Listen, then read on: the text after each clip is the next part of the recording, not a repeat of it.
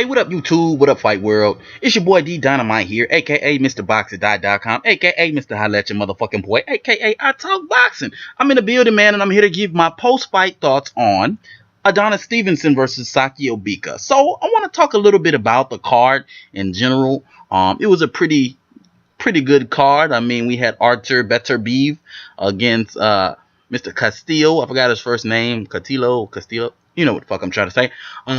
So that was entertaining for as long as it lasted.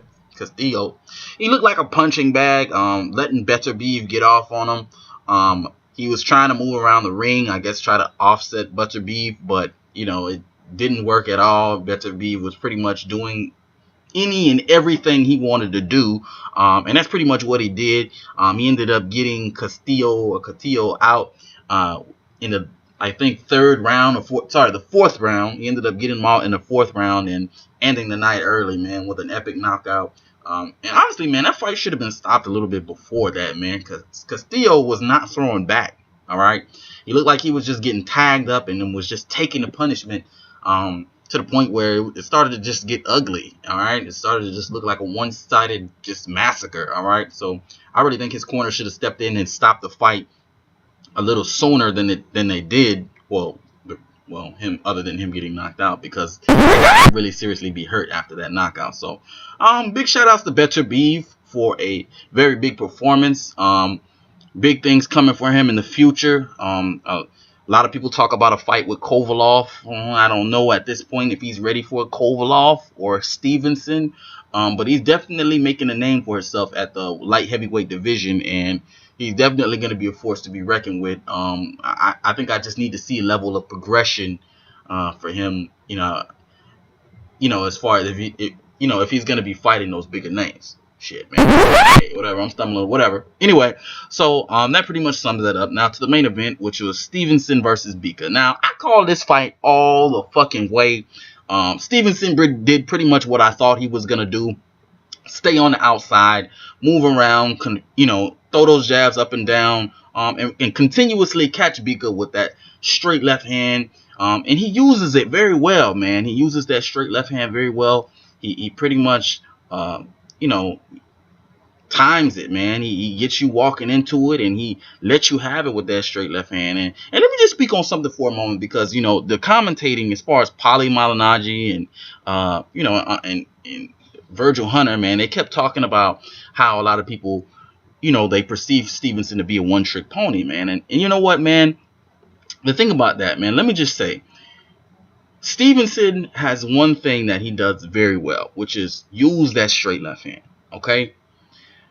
That straight left hand and what he does with the straight left hand is terrific, man. I mean, here's the thing, right? Here's the thing. This is going to be difficult to explain.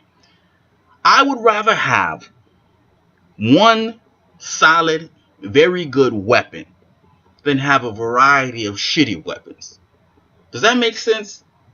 All right. I'm not saying that Stevenson just has a straight left hand, but people need to stop talking about this straight left hand, him using it over and over like it's a crutch. Okay.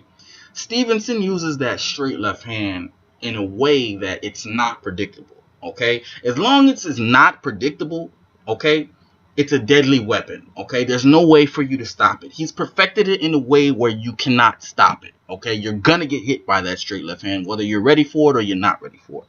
Okay. And that's just my thoughts about that. Okay. I saw Stevenson using a bunch of different punches in that fight. I saw him throwing hooks to the body, letting off combinations in spurts. And he was just doing a bunch of good things, man, as far as offensively. Defensively, too, he would smother Bika at the right times. He would just maintain his distance by pawing with that jab, keeping him at the end of that pawing jab, and, firing that straight left hand when he thought Bika would get in too close. And as a result, we saw Bika be gun shy, man. He looked like every time he would try to put that big ass head down and lean forward, he would get popped with that straight left hand. And there was a few times in this fight where he was almost out of there, and you saw that shit. Towards the end of the fight, you could see that Stevenson was wearing down.